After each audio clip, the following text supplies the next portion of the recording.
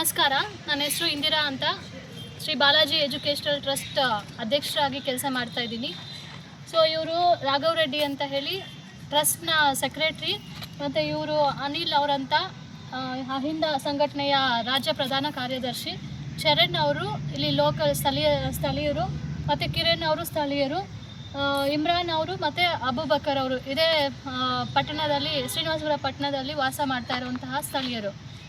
ಇವತ್ತು ಈ ವಿಡಿಯೋ ಮಾಡುವ ಉದ್ದೇಶ ಏನಂತಂದರೆ, ಶ್ರೀನಿವಾಸಪುರ ನಗರದಲ್ಲಿರ್ತಕ್ಕಂತಹ ಗರ್ಲ್ಸ್ ಕಾಲೇಜ್ ಆವರಣ ಏನಿದೆ, ಕ್ಯಾಂಪಸ್ ಒಳಗಡೆ ಮೇ 30 ಮತ್ತು 31ನೇ ತಾರೀಕು ಬೆಳಗ್ಗೆ 9 ಗಂಟೆಯಿಂದ ಶನಿವಾರ ಮತ್ತು ಭಾನುವಾರ 6 ಗಂಟೆಯವರೆಗೂ ಈ ಒಂದು ಕಾರ್ಯಕ್ರಮ ನಡೆಯುತ್ತೆ. ಕಾರ್ಯಕ್ರಮ ಏನು ಅಂತಂದರೆ ಮಾವಿನ ಮೇಳ.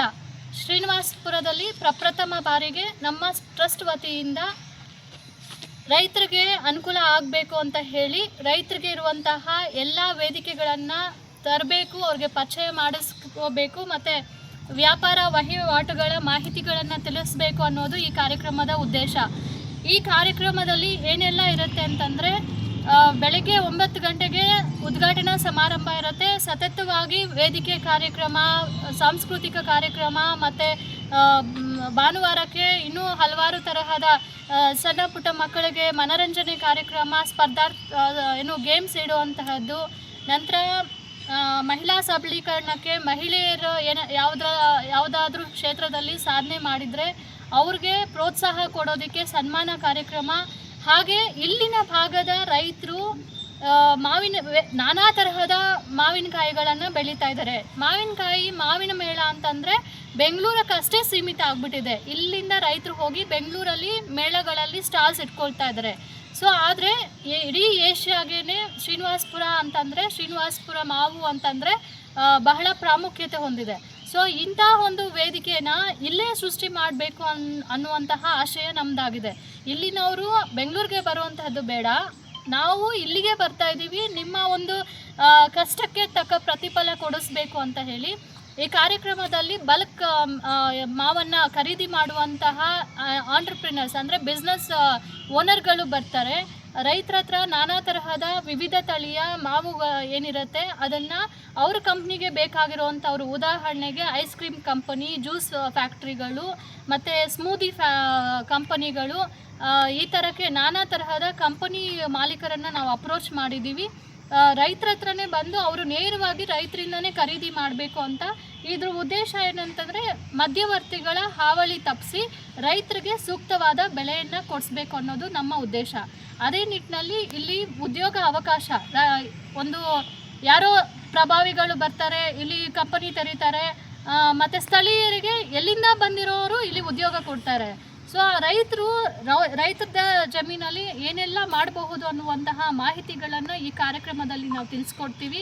ಮತ್ತು ಎಕ್ಸ್ಪೋರ್ಟ್ ಅವಕಾಶಗಳು ಏನಿದೆ, ಮತ್ತು ಯಾವ ರೀತಿಯಲ್ಲಿ ಕೃಷಿ ಮಾಡಬೇಕು, ಮತ್ತು ಇವತ್ತಿನ ಕಾಲಘಟ್ಟದಲ್ಲಿ ನಾವು ನೋಡ್ತಾ ಇದ್ದೀವಿ, ಕೃಷಿ ಅಂತಂದಾಗ ಇದು ಕೆಮಿಕಲ್ಸ್ ಹಾಕಿ ರಸಗೊಬ್ಬರಗಳನ್ನು ಹಾಕಿ ಕೃಷಿಯನ್ನು ಮಾಡ್ತಾ ಇದ್ದಾರೆ ರೈತರು. ಯಾಕಂದರೆ ಹೆಚ್ಚಿನ ಇಳುವರಿ ಬಂದರೆ ನಮಗೆ ಒಂದಷ್ಟು ಹಣ ಸಿಗುತ್ತೆ ಅನ್ನೋ ಕಾರಣಕ್ಕೆ. ಆದರೆ ಅದರಿಂದ ಆಗ್ತಾ ಇರುವಂತಹ ದುಷ್ಪರಿಣಾಮಗಳನ್ನು ನಾವು ಮುಂದಿನ ಕಾಲಘಟ್ಟದಲ್ಲಿ ಅಥವಾ ಈಗಲೇ ನಾವು ಅನುಭವಿಸ್ತಾ ಇದ್ದೀವಿ. ಅದು ನಮ್ಮ ಮಕ್ಕಳಿಗೆ ತಾಟಬಾರ್ದು, ಮುಂದಿನ ಭವಿಷ್ಯ ಚೆನ್ನಾಗಿರಬೇಕು, ಮತ್ತು ಹೆಚ್ಚು ರೀತಿಯಲ್ಲಿ ಕೃಷಿಗೆ ಒತ್ತು ಕೊಡಬೇಕು ಅನ್ನೋದು ನಮ್ಮ ಇದು. ಮುಂದಿನ ದಿನಗಳಲ್ಲಿ ರೈತನೇ ಸಾರ್ವಭೌಮ ಅನ್ನೋ ಕಾಲ ಡೆಫಿನೆಟ್ ಆಗಿ ಬರುತ್ತೆ. ಸೊ ಪ್ರಕೃತಿಯಿಂದ ಯಾರು ಜೀವನ ನಡೆಸೋದಕ್ಕೆ ಮುಂದೆ ಹೋಗ್ತಾರೆ ಅವ್ರ ಮೇಲೆ ಬರ್ತಾರೆ. ಪ್ರಕೃತಿನ ನಾಶ ಮಾಡಿ ಯಾರು ಜೀವನ ನಡೆಸಬೇಕಂತ ಹೋಗ್ತಾರೋ ಡೆಫಿನೆಟ್ ಆಗಿ ಅವರು ನಾಶ ಹೋಗ್ತಾರೆ. ನಾವು ಕಾಲದಲ್ಲಿ ನೋಡ್ತಾ ಬರ್ತಾ ಇದ್ದೀವಿ. ಇವತ್ತು ಪರಿಸರ ನಾಶ ಎಲ್ಲ ಆಗ್ತಾ ಇದೆ. ಆದರೆ ರೈತರಿಗೆ ಮಾಹಿತಿ ಕೊಡ್ತಾ ಇರುವಂತಹ ಕಾರಣಕ್ಕೆ ಯಾರೋ ಪ್ರಭಾವಿಗಳು ಬಂದು ಅದನ್ನು ಒತ್ತಡ ಏರಿ ಬೇಕಂತ ಪರಿಸರ ನಾಶ ಮಾಡಿಸುವಂಥದ್ದು, ಮತ್ತು ರಸಗೊಬ್ಬರ ಹಾಕಿ ಕೃಷಿ ಮಾಡೋದಕ್ಕೆ ತಿಳಿಸುವಂತಹದ್ದು ಇದೆಲ್ಲ ಮಾಡ್ತಾ ಇದ್ದಾರೆ. ಸೊ ನಮ್ಮ ಟ್ರಸ್ಟ್ ವತಿಯಿಂದ ನಾವು ಜಾಗೃತಿ ಮೂಡಿಸಬೇಕು, ಮತ್ತು ಮಹಿಳೆಯರಿಗೆ ಇರುವಂತಹ ಅವಕಾಶಗಳನ್ನು ಪರಿಚಯ ಮಾಡಿಸ್ಬೇಕು, ರೈತರಿಗಿರುವಂತಹ ಅವಕಾಶಗಳನ್ನು ಪರಿಚಯ ಮಾಡಿಸ್ಬೇಕು ಅಂತ ಹೇಳಿ ಈ ಕಾರ್ಯಕ್ರಮ ಮಾಡ್ತಾ ಇರ್ತಕ್ಕಂಥದ್ದು. ಸೊ ಇದು ಒಂದು ಒಳ್ಳೆಯ ಅರ್ಥಪೂರ್ಣವಾದ ಕಾರ್ಯಕ್ರಮ ಆಗಿರೋದ್ರಿಂದ ಪಕ್ಷಾತೀತವಾಗಿ, ಜಾತ್ಯತೀತವಾಗಿ, ಧರ್ಮಾತೀತವಾಗಿ ಎಲ್ಲರೂ ಬಂದು ಈ ಕಾರ್ಯಕ್ರಮಕ್ಕೆ ಪ್ರೋತ್ಸಾಹ ಕೊಡಬೇಕು. ನಿಮಗೆ ಬೇಕಾಗಿರುವಂತಹ ಮಾಹಿತಿಯನ್ನು ಪಡ್ಕೊಂಡು ನೀವು ಬೆಳಿಬೇಕು ಅನ್ನೋದು ನಮ್ಮ ಒಂದು ಕಾರ್ಯಕ್ರಮದ ಉದ್ದೇಶ ಆಗಿರುತ್ತೆ.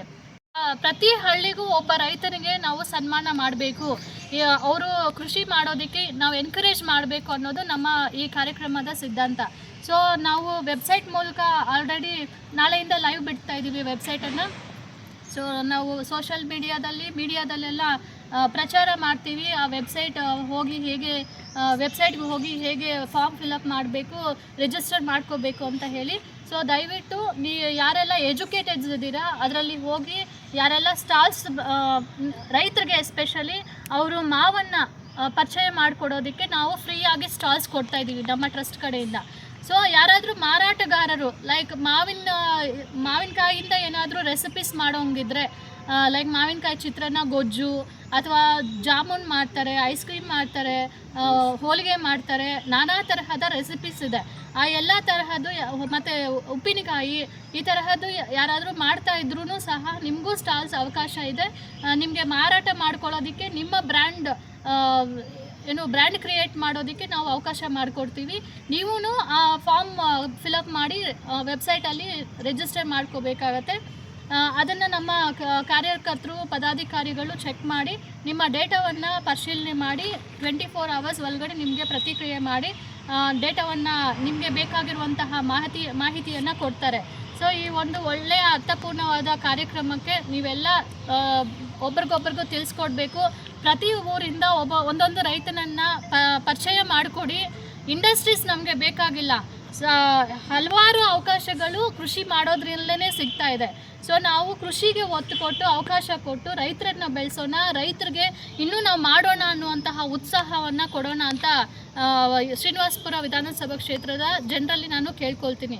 ಅದೇ ನಿಟ್ಟಿನಲ್ಲಿ ಈ ಒಂದು ಕಾರ್ಯಕ್ರಮಕ್ಕೆ ಅಹಿಂದ ಸಂಘಟನೆಯ ನಾಯಕರು ಬಂದಿದ್ದಾರೆ, ಅನಿಲ್ ಅವರು ಒಂದಷ್ಟು ಮಾತಾಡಬೇಕು ಅಂತ ಕೇಳ್ಕೊಳ್ತೀನಿ.